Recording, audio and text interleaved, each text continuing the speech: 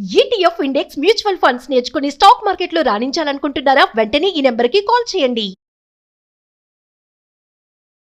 Hi viewers, India's largest digital media network Suman టీవీకి స్వాగతం. ప్రస్తుతం మనతో ఉన్నారు motivational speaker and language trainer Vijaya Bangaru Amma. So ఈ మధ్య కాలంలో అత్యాచారాలు విపరీతమైపోయినాయి. దాంట్లో భాగంగా ఒక తండ్రి ఇద్దరి కూతుర్లను అతి దారుణంగా రోజు అదే పనితో ఉంటున్నాడు. సో ఆ టాపిక్ ఒక్కసారి అమ్మతో మాట్లాడి తెలుసుకుందాం. నమస్తే అమ్మ. నమస్తే రాదు గారు. అమ్మ, నేను ఇందాక అన్నట్టు వైజాగ్ లో జరిగిన ఇన్సిడెంట్ ఈ మధ్య కాలంలో, అంటే ఒక తండ్రి వాళ్ళకు పుట్టిన బిడ్డని ఎట్లా అట్లా చేయబుద్ధి అవుతుంది? ఒక్కసారి ఆ పిల్లల ఏజ్ ఎంత, ఎప్పటి నుంచి చేస్తున్నాడు, దీన్ని ఎవరు కనిపెట్టినారు, తల్లి ఏం చేసింది పిల్లలు చెప్తే అన్న దాని గురించి. ఈ మధ్య కాలంలోనే జరిగిందండి, జస్ట్ ఒక 1 వీక్ ఏగో అనుకుంటా. వైజాగ్ లో జరిగింది ఇది. యాక్చువల్ గా వాళ్ళు వేరే స్టేట్ నుంచి ఇక్కడికి వచ్చారు, వైజాగ్ లో ఉండి. ఆవిడేమో ఏదో ఒక డిస్పెన్సరీలో, ఒక ఫార్మాస్యూటికల్ ఇండస్ట్రీలో పనిచేస్తుంది, ఇక్కడ షాప్ దేంట్లోనో. సో తనకు జనరల్ గా తనకు నైట్ డ్యూటీస్ అవి ఉండేవట. సో వీళ్ళిద్దరికి, ఈ దంపతులకు 2 అమ్మాయిలు, ఒక అబ్బాయి. ఒక అమ్మాయి వయసు ఏమో 12 years, ఇంకొక అమ్మాయి వయసు 8 years. సో ఎప్పుడైతే ఈ అమ్మాయికి, ఈవిడికి, తల్లికి నైట్ డ్యూటీస్ ఉంటాయో, క్వైట్ కామన్ కదా, తండ్రికి అప్పగిచ్చేసి వెళ్ళిపోతారు. అంటే మీరు అన్నట్టుగా కదా, కంచే చేను మేస్తే అన్నట్టు. సో ఏ కష్టం వచ్చినా కూడా మనము దేవుడికి చెప్పుకుంటే ఆ దేవుడే మనను అన్యాయం చేసినట్టుగా. అంటే జనరల్ గా పిల్లలండి ఎవరి దగ్గర సేఫ్ గా ఉంటారంటే తండ్రి దగ్గర సేఫ్ గా ఉంటారు. తల్లి లేనప్పుడు తండ్రే తండ్రి అయి అన్ని చూసుకుంటాడు అని ఒక నమ్మకము ఉండేది. ఎందుకు ఉండేది అంటున్నానంటే, ఇప్పుడు ఈ సంఘటన చూసిన తర్వాత తండ్రిని నమ్మడానికి లేదు, తమ్ముడిని నమ్మడానికి లేదు, తాతయ్యని నమ్మడానికి లేదు, బాబాయిని నమ్మడానికి లేదు, ఫ్రెండ్ని నమ్మడానికి లేదు, అన్నని నమ్మడానికి లేదు. ఈ ప్రపంచంలో ఆడవాళ్ళు అంటే 3 సంవత్సరాల అమ్మాయి వయసు నుంచి 90 సంవత్సరాల ఆడవాళ్ళ వరకు ఎవ్వరు మగవాళ్ళని నమ్మకూడదు. మగవాళ్ళు చుట్టుపక్కల ఉంటే ఆడవాళ్ళు ఉండకూడదు అన్నట్టుగా మనుషులు బిహేవ్ చేస్తున్నారు. ఈ అమ్మాయి విషయంలో సొంత తండ్రి అండి, పోనీ వేరే సవత తండ్రి అంటే పోనీలే, ఆ రక్త సంబంధం లేదు అనుకోవచ్చు. సొంత తండ్రి తన కడుపున పుట్టిన పిల్లలను కొన్ని రోజులుగా, అంటే వాళ్ళకి ఒకటి చిన్న ఇల్లు, ఒక రూము, ఒక వంటగది, ఒక చిన్న రూమ్ ఉంటుంది. ఆ రూమ్ లోనే 4 అంటే 2 పిల్లలు, 3 పిల్లలు, ఇతను, తల్లి పడుకుంటేవాడు. తల్లి లేనప్పుడు ఈ తండ్రి వీళ్ళ దగ్గర పడుకుంటేవాడు, ఆడపిల్లల దగ్గర. తండ్రి కదండి, తండ్రినే కదా నమ్ముతాం, మనం ఎవరిని నమ్ముతాం. సో అలాగే తండ్రి దగ్గర ఆదమర్చి నిద్రపోతున్నప్పుడు ఈ కొన్ని రోజుల తర్వాత ఏం చేశాడంటే, ఏదైతే చేయకూడదో, ఏ ఆడపిల్లలతో ఎలా ఉండకూడదో, భార్యతో ఎలా ఉండాలో అలా ఉండడం స్టార్ట్ చేశాడు.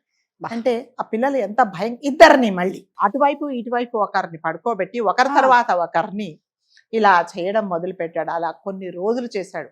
అంటే ఈ మీడియా ముందు మనం ఈ మాట చెప్పొచ్చో చెప్పకూడదో తెలియదు కాదు. నానా వదిలిపెట్టేసే, చాలా నొప్పిగా ఉంది, మేము భరించలేకపోతున్నాం ఈ నొప్పిని అన్నా కూడా వాళ్ళను బలవంతంగా, అంటే నిజంగా మనం ఆ మాట అనుకుంటే కళ్ళల్లో నీళ్లు తిరుగుతాయి. ఒక కూతుర్ని అలా కొన్ని రకాలుగా, అంటే ఈ భార్యతో నువ్వు ఏ పని చేస్తావో ఆ పని ప్రతిరోజు చేస్తున్నాడు అనమాట.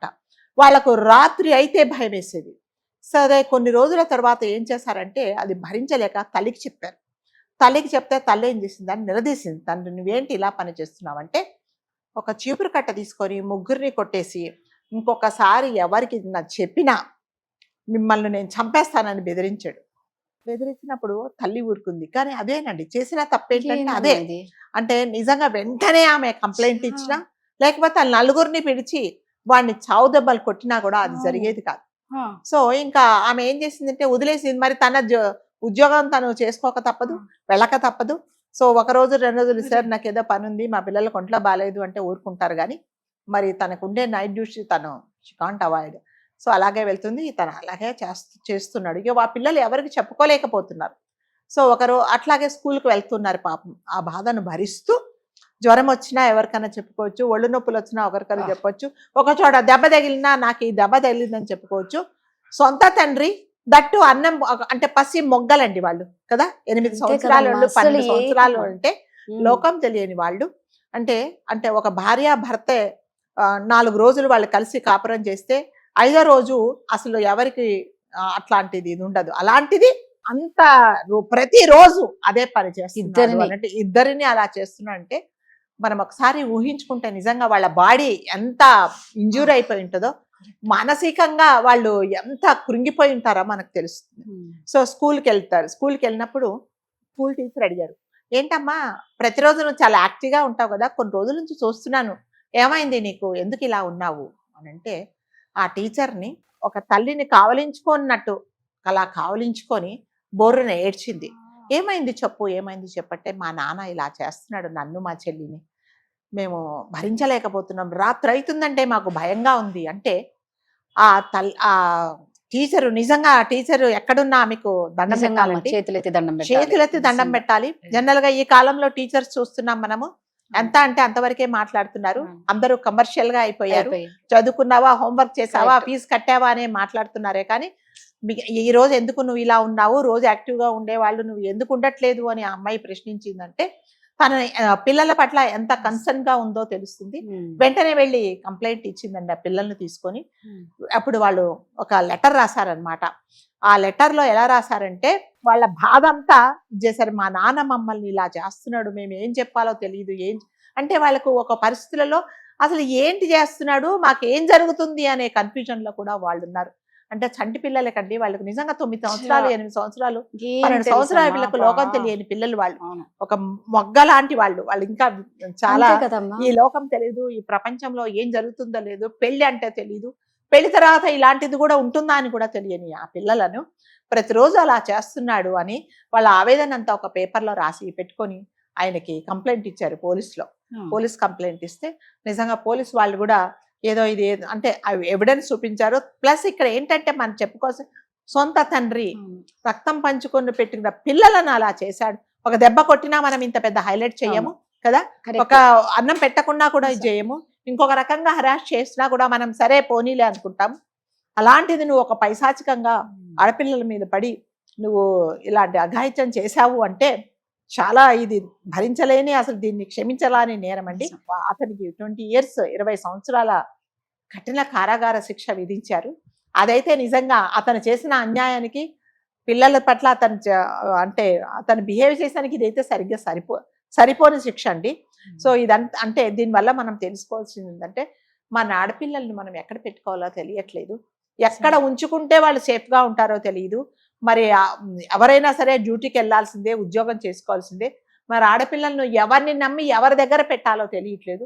వాళ్ళ సేఫ్టీ వాళ్ళు చూసుకుందామంటే పాపం చిన్నపిల్లలు, తమ్ముడు వాడు చిన్నవాడు, వాడికి ఏమీ తెలియదు. అటువంటి పరిస్థితులలో ఈ తండ్రి దగ్గర వీళ్ళు అంటే ఎదిరించలేరు. ఎదిరిస్తే ఏముందండి, అంత పెద్ద ఆయన ఒక దెబ్బ కొట్టినా కూడా వీళ్ళు ఏం చేయలేరు. సో అలాంటి పరిస్థితులలో వాళ్ళు ఇరుక్కుపోయారండి. ఏమైనా పోలీసులకు కూడా మనం హ్యాట్స్ ఆఫ్ చెప్పాలి. వెంటనే వాళ్ళకి 20 years అతనికి ఏదో కారాగార శిక్ష విధించినట్టు మనకు తెలుస్తుంది. దీనివల్ల మనం తెలుసుకోవాల్సిందంటే మన పిల్లల్ని అంటారు కదా, ఒక మనిషిని మనము అంటే మనం చాలా మటుకు వీధులలో చూస్తుంటాం, ఒక కట్టేసుకొని వాళ్ళ కడుపులో పెట్టుకుంటారు. అలా పెట్టుకొని మనము మన పిల్లల్ని మన దగ్గరే పెట్టుకుంటే మన సేఫ్టీలో తెలియట్లేదు కానీ. సో ఇట్లాంటివి జరుగుతూ ఉన్నాయి కాబట్టి ప్రతి ఒక్కరూ జాగ్రత్తగా ఉండాలి. కాకపోతే తల్లి చేసిన పొరపాటు ఏంటంటే ఈ టీచర్ చేసినంత ధైర్యం తల్లి చేయలేకపోయింది. కాకపోతే ఎందుకంటే మళ్ళీ నన్ను కూడా చంపేస్తాడేమో, మమ్మల్ని ఏమైనా చేస్తాడేమని అంటే నిజంగానే అలాంటి వాళ్ళు అలాంటి మాటలే మాట్లాడతారు. ఎందుకంటే ఆ మాట మాట్లాడితే వీళ్ళు భయపడి ఎవరికి చెప్పరని. అలాంటి భయాలు పెట్టుకోకుండా నిజంగా ఇలాంటిది మీకు ఏమాత్రము అంటే మీ భర్త పిల్లల పట్ల ఏదైనా తేడాగా వ్యవహరిస్తున్నాడు అని పిల్లలు చెప్పినప్పుడు కానీ, లేదా మీరు కొంచెం తెలుసుకున్నా కానీ వెంటనే అతన్ని నిలదీయండి, నలుగురిని పోగేయండి, లేకపోతే వెళ్ళి కంప్లైంట్ ఇవ్వండి. లేకపోతే వాళ్ళు అనవసరంగా అయితే ఏం చెప్పరు కదండి. అంటే అంత బాధతో ఆ పిల్లలు అంత అనుభవించారు అంటే మాత్రం అది చాలా బాధాకరమైన విషయం.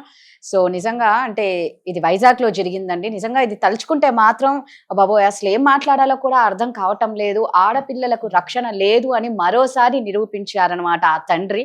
సో అందరినీ అనట్లేదు కానీ దయచేసి మీ పేగు తెంచుకున్న బిడ్డని మీరు ఎలా కాపాడుకోవాలో, ఒకరి చేతిలో బలి కాకుండా మీరు కాపాడుకోవాలి, కానీ తండ్రే కాలయముడైపోయి ఒక కిరాతకంగా అత్యాచారం చేయడం అనేది నిజంగా చాలా దారుణమైన సంఘటన. ఇలాంటివి మళ్ళా జరగకూడదనే కోరుకుంటాం. నిజంగా విధి వైపరీత్యం కాకపోతే ఇలాంటివి జరుగుతూ ఉన్నాయి. ముందు ఇంకా ఎన్నెన్ని చూడాల్సి వస్తుందో అని నిజంగా ఏం మాటలు రావట్లేదు. దయచేసి అలాంటివి ఏమన్నా ఉంటే తల్లులు ధైర్యంగా ఒక అడుగు ముందుకెయ్యండి. లేకపోతే అన్యాయంగా ఎంతకాలం మన బిడ్డలు భరిస్తారు? వాళ్ళకి ఏదన్నా అయితే మనం తట్టుకోలేము. Thank you. Thank you.